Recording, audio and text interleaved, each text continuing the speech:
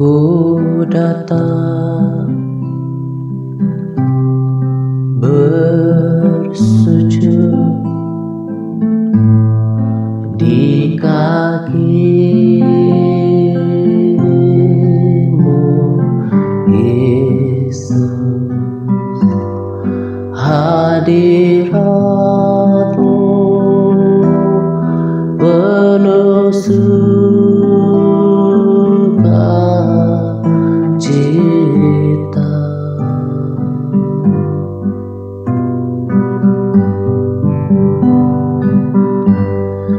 Tidak ada seorang pun seperti Engkau. Ku bersujud menyembah-Mu, ku bersujud menyembah-Mu, ku bersujud menyembah-Mu, Tuhan.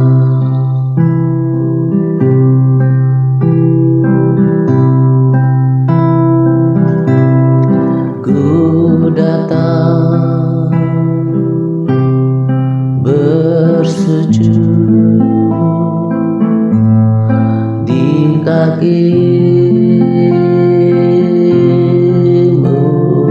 Yesus. Hadirat-Mu penuh sukacita.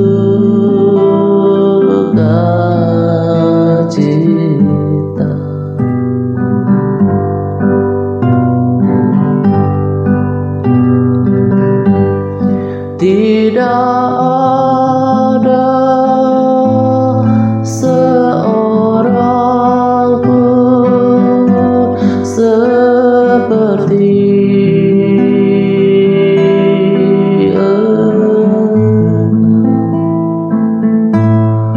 Ku bersujud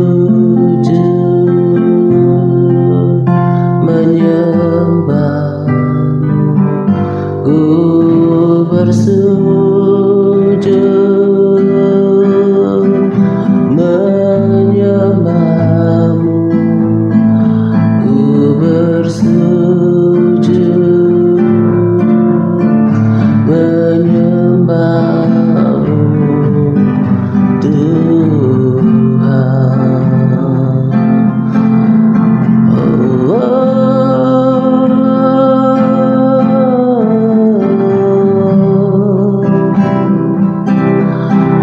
Tidak ada seorang pun seperti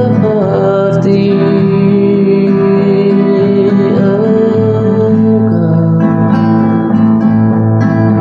Ku bersujud menyembah-Mu,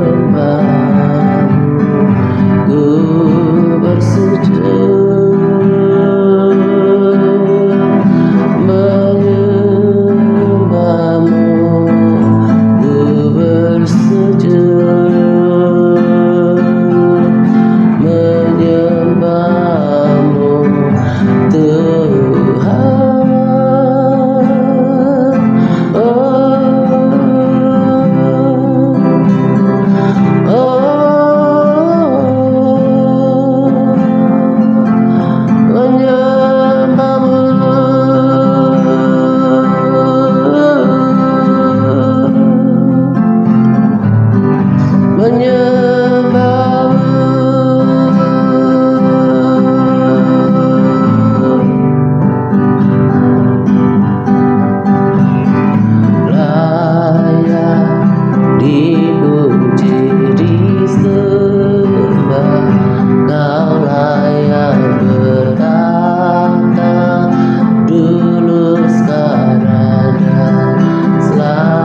Selamanya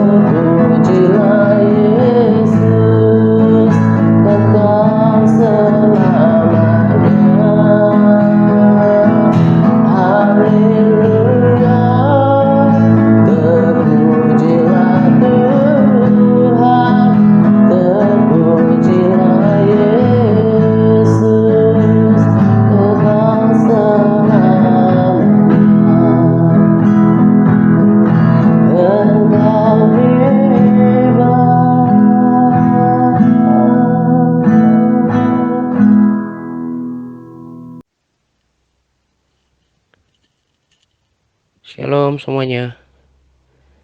Salam damai sejahtera untuk kita sekalian. Pada sharing kali ini saya akan berbagi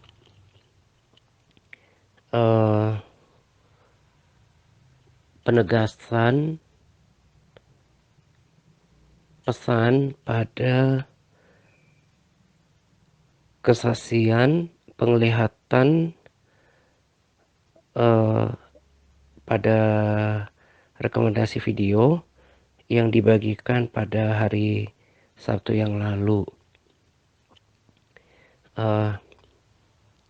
Memang di sana di pengantar rekomendasi video saya sudah tuliskan beberapa pesan dari kesaksian gitu ya. Tapi saya merasa belum cukup pengantar singkat itu untuk memberikan penegasan pesan penting dari rekomendasi video tersebut. Saya sendiri sangat diberkati dan sangat dimotivasi oleh kesaksian tersebut. Bersyukur punya orang-orang yang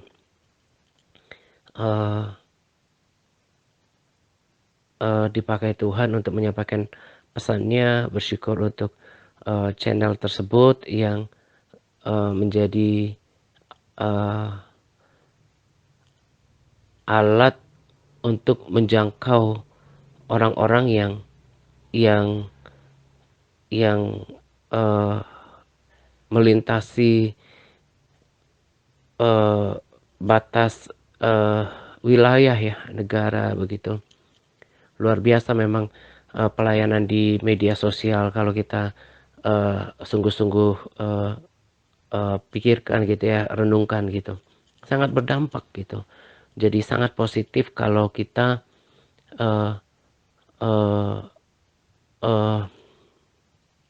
mau belajar, mau dengarkan menu yang membangun di media sosial ya, di internet gitu, melalui beberapa kanal seperti ya kanal YouTube maksudnya ya, atau juga platform lain maksud saya, beberapa platform termasuk kanal YouTube gitu. Dan bersyukur juga punya tim admin pelayan di TRC yang bersedia untuk memberkati kita dengan terjemahan itu, karena tidak mudah untuk mempersiapkan itu semuanya. Tapi sebagaimana pesan pada kesaksian yang sangat membangun gitu ya, dan saya sendiri sudah sadari dari yang lalu-lalu gitu ya, bahwa ketika kita melakukan sesuatu ada catatannya langsung di catatan Tuhan gitu, karena firman Tuhan yang berkata bahwa apapun yang kamu perbuatlah dengan segenap hatimu seperti untuk Tuhan dan bukan untuk manusia. Kamu tahu dari Tuhanlah kamu akan menerima bagian yang ditentukan bagimu sebagai upah gitu ya. Jadi akan ada reward dari setiap hal yang baik yang kita tabur, baik melalui pikiran, melalui buah pikiran, buah perkataan maupun perbuatan.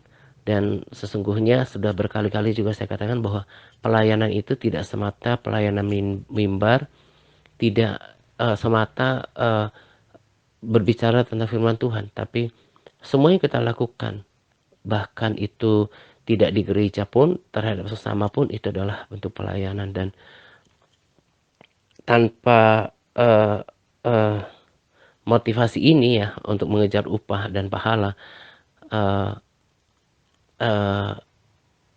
saya meyakini bahwa apa yang dilakukan oleh tim admin itu adalah betul-betul melakukannya untuk Tuhan. Jadi tanpa mempertimbangkan, oh nanti saya akan dapat upah, saya akan dapat pahala, itu mah otomatis mengikuti gitu ya. Tapi eh, kami belajar, termasuk para sahabat setia yang berbagi eh, video, mungkin berbagi kesaksian dari TRC Group, atau memberikan sharing modul, semuanya kalau dilakukan seperti untuk Tuhan, untuk menyenangkan hati Tuhan, maka upah dan pahala itu pada saat yang sama itu udah dicatat. Saya udah ngerti, paham sepaham-pahamnya di waktu yang lalu. Makanya saya terus belajar dan berupaya untuk melakukan segala sesuatu seperti untuk Tuhan, sekalipun itu bukan pelayanan kerohanian gitu ya. Sama seperti kesaksian yang meneguhkan itu. Jadi ketika Salomo dalam hidupnya di bumi ini melakukan hal yang baik, yang berkenan kepada Tuhan, itu ada rewardnya. Nah, tapi malangnya ketika dia tidak lakukan pemberesan dengan Tuhan, akhirnya dia kehilangan semua itu gitu. Jadi ada reward, ada juga konsekuensi, dan setiap kita harus memberikan pertanggungjawaban hidup di hadapan Tuhan gitu, sebab akan ada penghakiman, dan itu secara individu gitu ya. Nah, eh, di waktu yang lalu saya habiskan kitab Raja-Raja gitu, dan saya ketika membaca, eh, menyelesaikan kitab ini gitu ya, saya kepikir tentang beberapa raja yang gagal untuk mendidik anak-anaknya, sehingga sangat memprihatinkan gitu ya. Uh, Akhirnya dia tidak bisa me, uh, menuntun anak anak mereka ini di dalam takut akan Tuhan gitu. Jadi sangat memprihatinkan buat buat saya gitu ya. Lalu saya teringat juga dengan Imam Eli, imam loh ini, Imam Eli yang gagal untuk mengajarkan takut akan Tuhan kepada anaknya Hofni dan Pinehas, ya kan? Akhirnya kemudian Tuhan murka kepada dua orang ini, dua anaknya ini. Nah, saya teringat akan Imam Eli, tapi ketika saya membaca raja-raja seperti Yosia, ya, Raja Yosia yang gagal uh, me memberikan teladan dan menuntun anaknya Yoahas gitu ya. Jadi kalau uh, para sahabat dan juga saudara perhatikan, Yosia itu kan raja yang melakukan apa yang berkenan kepada Tuhan. Nah, walaupun tidak persis seperti Daud ya, tapi menyerupai gitu, mengikuti teladan Daud. Demikian juga dengan Hizkia gitu. Tapi sama seperti Daud ya, Daud kan kita bisa lihat teladannya, teladan memuji menyembah Tuhan ya. Kita jadikan dia teladan. Dia juga pernah jatuh dalam dosa, tapi ada lagi yang kita mau belajar dari Daud ini. Dia gagal untuk me, me, mendidik Salomo menjadi orang yang takut akan Tuhan. Nah, padahal uh, di Ulangan 6 ayat 7 itu Musa dari awal udah kasih perintah kepada bangsa Israel. Ini saya sudah pernah bagikan. Dikatakan seperti ini, bahwa haruslah engkau mengajarkannya berulang-ulang.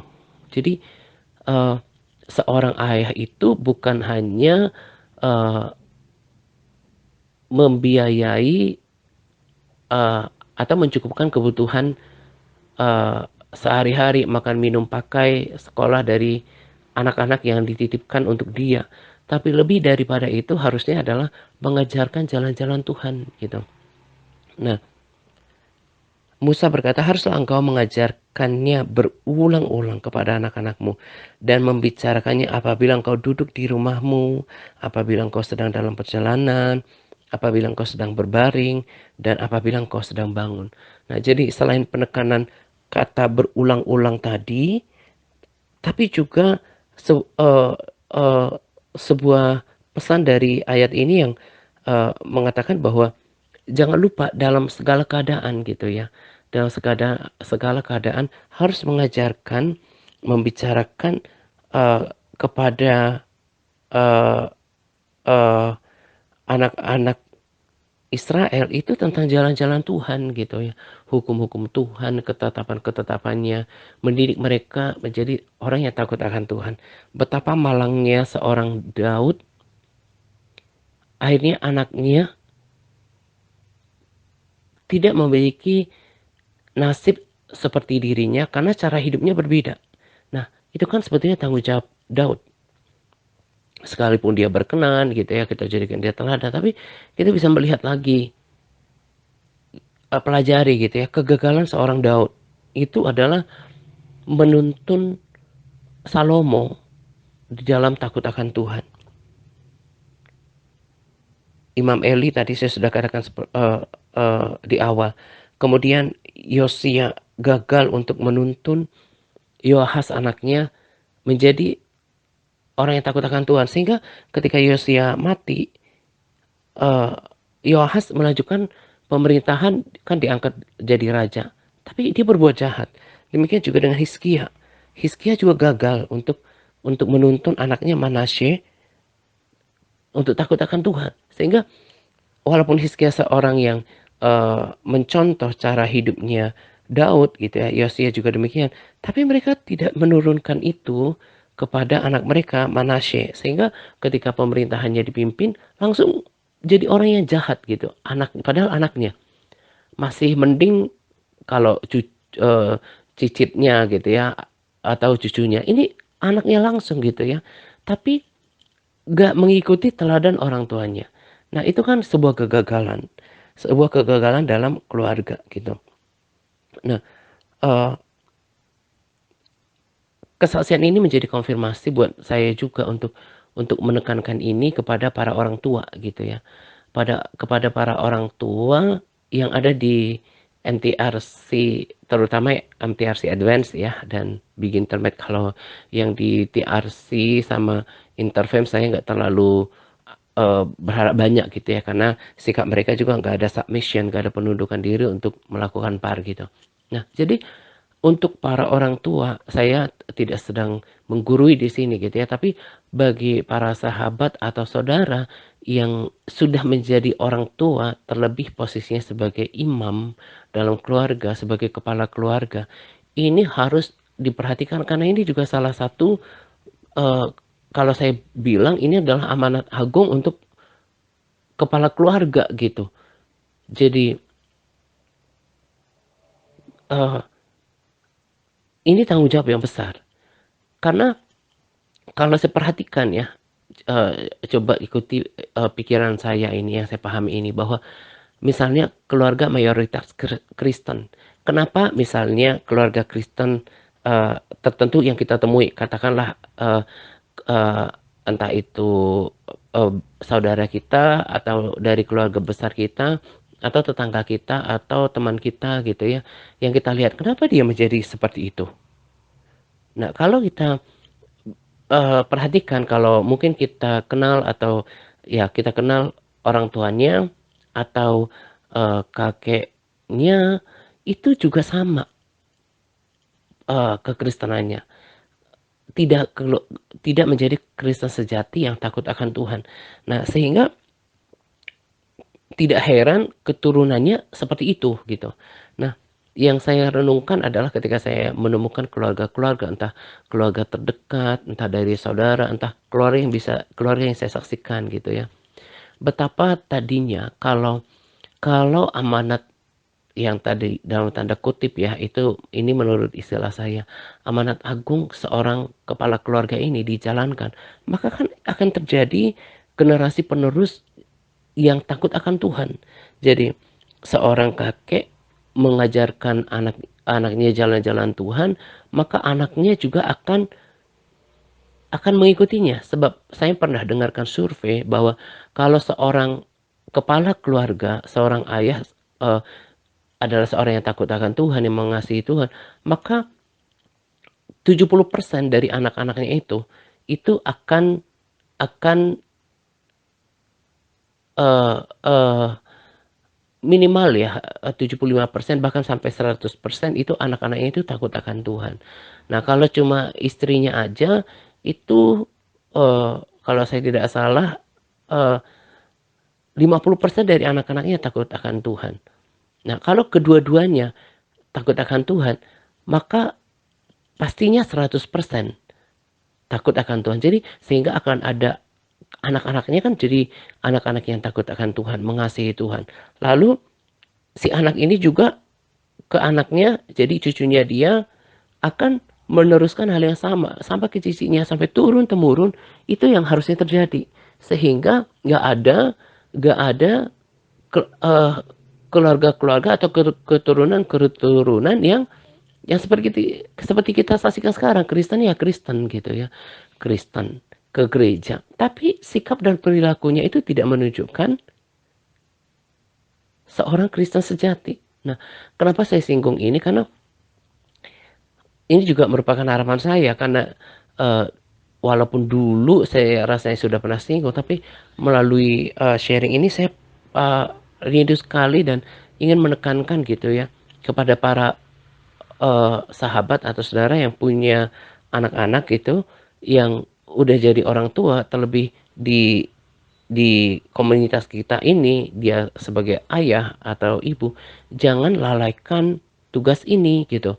Karena tadi saya katakan betapa memprihatinkannya seperti Daud yang kemudian gagal. Itu kan anak kesayangannya ya, Salomo ya, gagal untuk menuntun Salomo jadi orang yang takut akan Tuhan. Itu kan tanggung jawabnya dia. Kemudian Yosia pun seperti itu, gagal mendidik Yoahas. Jadi kalau baca tiba-tiba aja dari cerita ketika Yosia mangkat, Yoahas jadi raja yang jahat. Demikian juga ketika Hizkia mangkat, Manasye jadi raja yang jahat. Daud seorang yang berpaut pada Tuhan, Salomo menyimpang dari jalan-jalan Tuhan. Itu tanggung jawab siapa? Bukan tanggung jawab gereja, bukan tanggung jawab orang rohaniawan gitu ya. Tapi semata-mata tanggung jawab seorang ayah gitu. Nah, memang awalnya apalagi keluarganya itu tidak biasa dengan perkara rohani gitu ya. Memang awal-awalnya susah, ada rasa enggan atau rasa gak enak hati. Tapi kan Allah bisa karena biasa. Nanti lama-lama juga jadi terbiasa gitu. Jadi eh, bahkan dalam eh, bahkan harusnya ya, apalagi kalau anaknya sudah dididik dari kecil seperti anak buah Linang gitu ya, yang udah dididik sungguh-sungguh oleh Bu Walinang, salah satu contoh ya dari beberapa sahabat, saya nggak begitu detail, termasuk Buan juga sih yang udah didik anaknya gitu. Nah, harusnya mereka uh, para orang tua harus punya kedekatan berbicara tentang Tuhan dalam keluarga gitu ya. Punya selain punya jam doa pribadi, memang saya menurut hemat saya sih setiap kita harus punya jam doa pribadi ya. Ada waktunya kita benar-benar sendiri sama Tuhan gitu. Tapi dalam keluarga juga harus ada persekutuan keluarga, harus melibatkan anak-anak gitu. Nah, jangan sampai seperti itu. Karena kalau kasus yang sama terjadi pada kalau kalau sebuah kasus seperti Daud dan Salomo pernah terjadi dalam dalam Alkitab, bahkan ada penegasan dari kesaksian kalau Yosia dan Yohasi belum pernah, karena mereka kan bukan tokoh yang luar biasa dibanding dengan Daud, maksudnya yang paling top kan Daud gitu ya. Uh, tapi maksudnya gini, uh,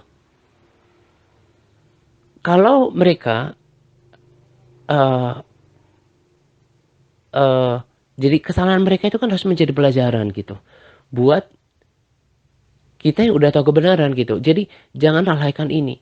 Nah, kalau misalnya uh, yang ada di sini adalah hanya sebagai ibu rumah tangga, jangan patah semangat juga gitu. Karena Tuhan juga mendengarkan doa seruan seorang uh, uh, ibu gitu ya. Di Alkitab juga Tuhan pakai wanita menjadi alatnya dia gitu ya. Yang saya mau katakan adalah jangan jangan pernah abaikan ini, karena ini adalah perintah dari Musa untuk kemudian seorang orang untuk seorang ayah atau orang tua harus mendidik anak-anaknya takut sama Tuhan gitu. Nah, kalau seorang ayah gagal untuk mendidik anak-anaknya sangat takut sama Tuhan, maka tak heran anak-anaknya, cucunya, cicinya kan seperti itu gitu ya. Tidak heran kan kita menemukan orang Kristen,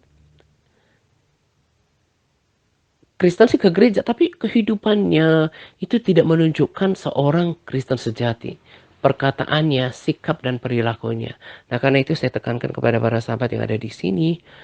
Saya tekankan dan saya percaya eh, rema ini mesti saya sampaikan gitu ya. Saya selalu berdoa supaya Tuhan taruh dalam hati saya apa yang harus saya sampaikan, dan saya percaya ini adalah suara yang berasal dari eh, firman Tuhan gitu ya. Jangan abaikan untuk mendidik anak-anak para sahabat dan juga saudara untuk takut akan Tuhan. Tadi saya katakan pertama-tama sih agak susah, apalagi kalau kitanya belum belum yang berkomitmen gitu ya. Tapi dengan melibatkan mereka, lama-lama juga kita sadar diri bahwa kita harus menjadi teladan gitu. Didik anak-anaknya jalan-jalan Tuhan. Didik mereka takut akan Tuhan. Tadi saya katakan kalau di dalam Alkitab yang ditegaskan juga oleh kesaksian, akhirnya Daud tidak bisa bersama-sama dengan Salomo. Perkara yang sama juga bisa terjadi dalam hidup kita loh. Itu semua itu karena kelalaian seorang ayah, termasuk ibu ya, satu paket ya, orang tua gitu. Kegagalan mereka dalam mendidik anak gitu. Nah, jadi tadi saya katakan ini saya udah dapatkan sebelum baca kesaksian ini, dan saya percaya kesaksian ini sebagai penegasan buat saya untuk sampaikan gitu. Ini adalah pesan yang penting dan ada firman Tuhan yang mendukungnya bahwa orang tua jangan lalai untuk mendidik anak-anak takut akan Tuhan. Sebab kalau tidak ditanamkan pondasi yang kuat sejak muda, apalagi kalau kalau sudah kuliah, nggak usah kuliah dari SMA aja, itu udah lebih susah untuk mendidik mereka tentang kerohanian. Ya mungkin rasa enggan atau harga diri atau udah punya pilihan atau kesibukan atau apalah alasannya. Makanya ketika masih kecil seperti uh, uh, anak-anak Pak Ara misalnya gitu ya, itu kan masih cukup bisa untuk dididik, ditanamkan pondasi takut akan Tuhan, mengasihi Tuhan. Karena jangan sampai menyesal nanti para sahabat dan saudara semua di sini udah udah gede, udah besar anaknya, udah nggak bisa lagi dituntun gitu ya. Nah ini jangan sampai punya kelalaian. Betapa memprihatinkannya seorang Daud yang sudah disaksikan berapa kali dia mempersembahkan tari-tarian, memuji menyembah Tuhan, dia berada di surga tapi anaknya sendiri tidak bersama dengan dia. Nah itu kan karena salahnya dia. Itu kan karena kegagalannya dia. Nah jangan sampai perkara yang sama, kejadian yang sama terjadi atas hidup setiap sahabat atau juga saudara atau siapapun yang mendengarkan rekaman ini hanya gagal untuk mendidik anak-anaknya. Saya sendiri sudah saksikan itu baik dari keluarga terdekat, saudara, bahkan yang saya temui di dalam beberapa kota gitu ya. Anaknya bahkan pilih jalan masing-masing gitu ya. Pilih jalan masing-masing. Kenapa sih orang kemudian meninggalkan Yesus? Entah dia berpindah keyakinan lah, berpindah agama lah, atau mungkin tetap Kristen tapi tetap ada yang menikah dengan orang yang berbeda agama, atau kemudian juga ya tetap melakukan berbagai dosa, yang tetap merokok, yang tetap berjudi, tetap mabuk. Itu kenapa? Karena orang tuanya gak tanamkan takut akan Tuhan. Dan si orang tua pun jangan-jangan tidak memiliki hubungan yang baik dengan Tuhan gitu, takut akan Tuhan. Karena kembali lagi kayak yang tadi saya katakan, kalau kita perhatikan kemungkinan besar itu kegagalan daripada neneknya, buyutnya gitu loh. Nah, jadi perhatikan itu. Dan hal yang luar biasa adalah ketika kemudian uh, orang tua berhasil mendidik anak-anaknya, kan akan terjadi multiplikasi keturunan uh, anak-anak yang takut akan Tuhan gitu loh. Nah, saya pribadi ini kayak impian yang konyol sih ya, tapi ini belum terjadi. Saya aja kalau memang Tuhan izinkan pengen aja punya anak-anak yang banyak, karena saya sendiri berasal dari keluarga besar dan saya anak ke-12 gitu ya. Saya berpikir kalau punya anak yang banyak, dididik takut akan Tuhan, ketemu lagi pasti juga ada eh, pastinya dong kalau misalnya mereka dididik takut akan Tuhan, mengasihi Tuhan, pasti juga cari pasangan yang sama. Nah, bermultiplikasi dengan keturunan mereka, maka mereka akan menjadi semakin banyak kan garam dan terang yang dilatih dari keturunan kita, keturunan yang takut akan Tuhan gitu. Nah, saya sendiri sangat uh, bermimpi seperti itu dan saya nggak tahu apakah apakah keturunan jasmani yang apakah Tuhan izinkan saya punya keturunan jasmani uh, seperti itu, tapi saya tidak mau lalai. Saya wujudkan itu dalam keturunan rohani. Itu kenapa saya sampaikan kepada orang-orang yang Tuhan percayakan kepada saya di dalam pelayanan ini, untuk saya sendiri uh,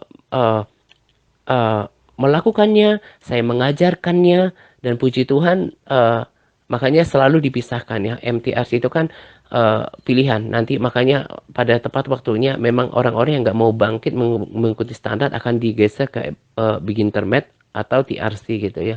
Nah, model itu ada di MTRC gitu. Nah, yang memang udah diubahkan gitu ya, sama seperti kesaksian itu kan, yang memang harus bertekun dalam pembacaan firman. Nanti saya masuk ke sana gitu. Nah, saya megahkan itu nanti karena seperti kesaksian Pastor Park ya, yang kemudian malaikat bilang nanti di rumahmu ini adalah anak-anak rohanimu yang kamu pernah layani mereka gitu ya. Nah, makanya tadi saya katakan kalaupun Tuhan tidak izinkan saya memiliki keturunan yang banyak secara fisik, tapi saya nggak mau lalai gitu. Saya mau membangun keturunan rohani ya, dalam tanda kutip ya, keturunan rohani orang-orang yang sekalipun uh, tidak termasuk kategori anak secara umur, bahkan sudah jauh lebih tua secara usia gitu ya. Yang jelas yang saya layani, yang saya oleh kemurahan Tuhan, Tuhan pakai saya untuk menanamkan takut akan Tuhan kepada mereka, kan bagian daripada orang-orang yang saya layani gitu ya. Nah, saya ambil bagian di situ. Nah, para sahabat dan juga saudara juga harus mengambil bagian yang sudah dipercayakan keturunan. Itu jangan lalai untuk mendidik mereka takut akan Tuhan. Karena selain tentu pertanggungjawaban, kalau sampai terjadi dalam kasus sama seperti kasus Daud sama Salomo, wah itu begitu memprihatinkannya. Anak yang kita kasih ternyata punya jalan yang berbeda dengan jalan hidup kita. Nah kan itu perhatikan. Nah, di kesaksian ini kan kalau kita perhatikan bagaimana Salomo tidak menikmati apa yang Tuhan sudah sediakan di dalam kekekalan, itu sangat memprihatinkan dan tidak akan pernah bisa diulangi lagi. Nah, kan itu perhatikan, jangan merasa sungkan, minta hikmat, kebijaksanaan daripada Tuhan untuk memulainya. Apalagi pasangan hidupnya kan belum belum memiliki jiwa kekristenan TRC gitu ya. Itu kan tantangan tersendiri. Tapi kan itu kan risiko sendiri. Makanya saya uh, uh, uh, uh, berpikir ya, saya tidak sedang sarankan orang untuk uh, uh, tidak menikah atau untuk tetap pilih apa ya, seperti istilah bully ini tuh single bahagia gitu ya. Tapi maksudnya gini, makanya kan firman Tuhan katakan cari yang sepadan gitu. Nah, makanya dalam prinsip saya bagikan untuk semuanya ya yang masih single di sini, lebih baik gak usah menikah kalau dengan orang yang tidak tepat. Itu akan menjadi pergumulan yang sangat besar. Bukan besar, berat. Karena berbeda tingkat kerohaniannya. Saya aja kalau ngomong ya ke orang-orang terdekat, entah itu saudara, kalau ngomong perkara rohani itu suka, kalau kita ngomong ke orang ya suka nggak nyambung, itu perkataan kita itu kayak balik lagi gitu. Dan itu membutuhkan proses yang panjang gitu. Nah, makanya tadi saya katakan kalau udah terlanjur menikah, memang firman Tuhan katakan apa yang sudah dipersatukan kan nggak bisa dipisahkan. Nah, tapi konsekuensinya tanggung sendiri gitu ya. Kalau ternyata menikah dengan pasangan seperti itu, tapi tetap bersyukur kalau lewat tuntunan TRC masih berikan waktu ya, tanggung jawab masing-masing untuk berdoa syafaat, untuk menuntun seisi keluarganya ke dalam Tuhan gitu ya. Tapi tadi bersamaan dengan ini saya katakan pada MTRC, terutama yang MTRC Advance, Kalau punya rencana untuk menikah, jangan asal. Betul-betul kesepadanan dalam kerohanian, pengenalan akan Tuhan itu syarat utama. Kalau enggak, nanti akan capek sendiri, akan lelah sendiri, berjalan bersama-sama dengan orang yang berbeda pengenalan akan Tuhannya, berbeda tingkat kerohaniannya gitu ya. Ya kecuali memang kalau udah dapat tuntunan dari Tuhan untuk menikah dengan orang seperti itu ya. Tapi kalau kembali pada firman Tuhan kan harus ada kesepadanan. Kesepadanan ini kan lebih pada selain iman, tapi kesepadanan dalam tingkat kedewasaan rohani gitu, bukan materi, bukan bukan kesepadanan hal-hal yang fisik gitu, tapi lebih pada kerohanian ya, takut akan Tuhannya, kasih akan Tuhannya, kesungguhan dalam Tuhannya atau kerohaniannya gitu ya.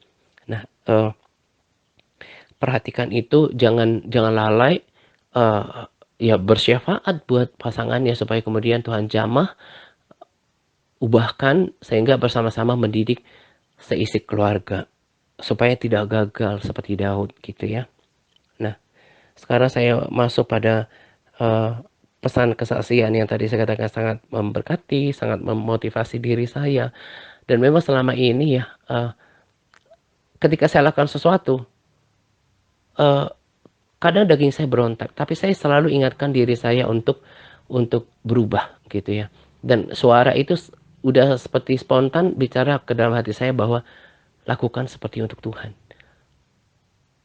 Justru itulah yang paling susah. Bagaimana menjadi pelaku firman. Kalau cuma baca firman, ke gereja, bahkan melayani pun, itu bukan perkara yang sukar. Tapi ketika kita harus mematikan kedagingan kita, memikul salib, menyangkal diri, memerintahkan diri kita untuk hidup seperti firman itu yang paling susah. Itu yang paling susah. Dan itu yang dikatakan salah satunya pada saya acak saja ya untuk pesan rekomendasi videonya. Memperhatikan cara hidup kita. Bagaimana kita harus mengubah watak kita. Kualitas hati kita. Itu harus diubah. Jadi jangan gak yang dimegahkan bukan karena udah gereja harismatik, udah tepuk tangan, udah taat persepuluhan, udah pelayanan, bukan itu. Tapi bagaimana Tuhan tertarik dengan karakter kita. Kan firman Tuhan juga katakan bahwa berubahlah oleh pembaruan budimu. Jangan munafik, ke gereja iya, pelayanan iya, tapi sikap hidupnya sangat bertolak belakang. Itu kan sebuah kemunafikan di hadapan Tuhan. Nah, itu yang yang selalu saya katakan pada diri saya. Bukan seperti tadi saya katakan, bukan mengejar upah dan pahala, itu sih udah otomatis gitu ya. Ya boleh juga dijadikan sebagai motivasi, jangan sampai kehilangan upah dan pahala. Tapi minimal dasar semuanya adalah mengingat perintah Tuhan, mengingat firman Tuhan bahwa mau melakukan semuanya seperti untuk Tuhan. Sekalipun daging saya teriak gitu ya, kadang jenuh, kadang bosan gitu ya, tapi saya mau menyangkal diri, saya mau memikul salib, saya mau uh, uh, katakan tidak pada daging saya, dan saya mau dipimpin oleh Roh Kudus gitu. Itu perkara yang itu hal yang terutama dalam kekristenan gitu ya. Jadi jangan merasa cukup karena udah live streaming, udah pergi ke gereja, apalagi sekarang udah ibadah onsite, udah berlangsung. Jangan lagi dengan pola yang sama. Tapi bagaimana kita harus punya evaluasi. Apakah ada perubahan hati? Apakah ada perubahan karakter? Semakin takut akan Tuhan kah? Semakin mengalami pembaharuan budi kah? Kita harus cek itu. Dan uh, di di uh, di pesan rekomendasi video rasanya saya lupa tentang tuliskan tentang pembacaan Alkitab gitu ya, pembacaan Alkitab dan juga berdoa gitu. Nah kalau perhatikan rekomendasi video itu, harusnya bersyukur dan tambah semangat untuk melakukan tuntunan TRC, karena apa yang dibagikan di dalam kesaksian itu udah kita lakukan. Bagaimana kita berbicara tentang menjaga iman, sekalipun Tuhan belum jawab pergumulan kita, sekalipun uh, tetap Tuhan izinkan kita melewati lembah baka, percobaan-percobaan, iman kita harus tetap terjaga. terjaga pada Tuhan. Justru kalau segala sesuatu seperti yang kita harapkan, nggak perlu beriman. Apalagi kalau tercukupi semuanya. Segala sesuatu seperti yang kita harapkan. Rasanya tidak ada tantangan untuk hidup dalam iman. Ini juga peringatan buat diri saya. Tetap percaya. Tetap percaya sekalipun sukar, sekalipun tidak tidak mudah, sekalipun Tuhan gak lakukan apa-apa, tetap percaya. Inilah pertandingan iman. Dan yang dilihat adalah sampai akhirnya. Kemudian menjaga kesucian hidup, kekudusan hidup. Ada dasar firman-Nya kan, kejar kekudusan. Saya selalu perkatakan kepada diri saya, hidup benar setiap hari, hidup benar setiap hari. Kejar kekudusan. Lalu lebih daripada itu adalah selain mengejar kekudusan adalah mencari perkenanan Tuhan. Itu yang selalu saya ingatkan kepada diri saya cek dalam diri saya. Itu kan yang memang harus dikejar, sebab tanpa kekudusan tidak seorang pun akan melihat Tuhan.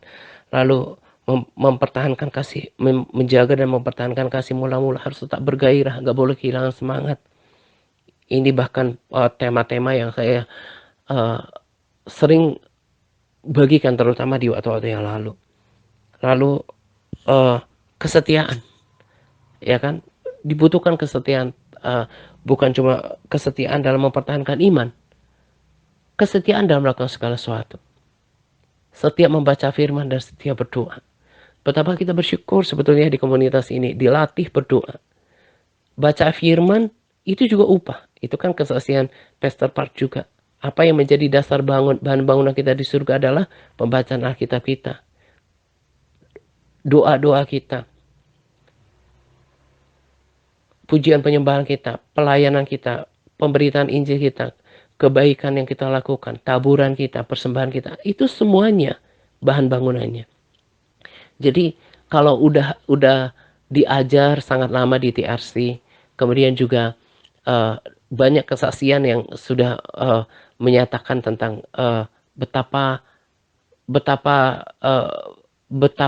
bukan berfaedahnya saja, tapi beruntungnya memiliki kesetiaan dan konsistensi baca firman, berdoa, bahkan berpuasa.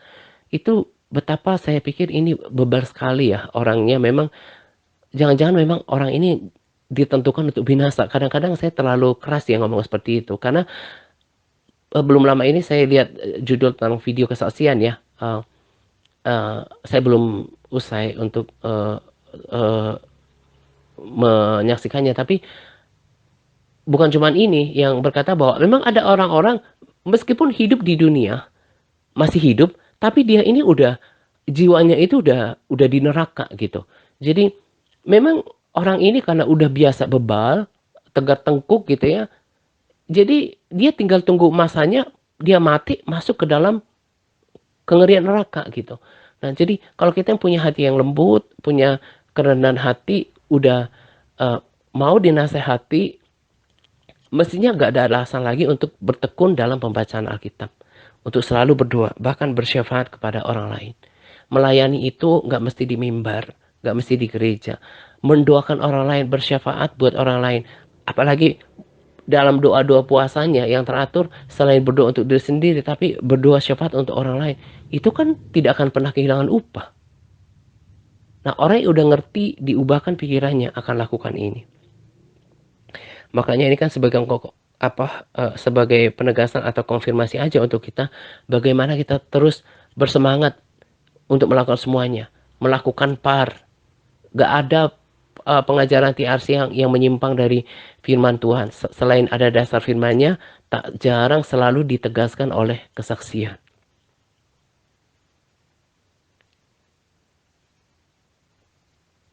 Jadi tinggal ketika orang baca, mau nggak dia memperhatikan dan melakukannya.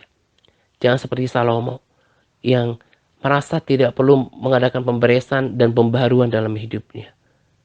Kita nggak tahu kesempatan untuk bertobat, untuk berubah itu masih ada apa enggak. Sebab kita nggak ngerti keputusan Tuhan. Dia yang punya hak penuh untuk kasih orang kesempatan atau kesempatan untuk berubah, untuk bertobat, atau benar-benar kehilangan kesempatan. Tapi yang saya percaya memang Tuhan memberikan kesempatan, Roh Kudus bicara. Tapi soal siapa yang dikasih banyak, siapa yang dikasih sedikit kan itu hak seperti prerogatifnya Tuhan gitu ya.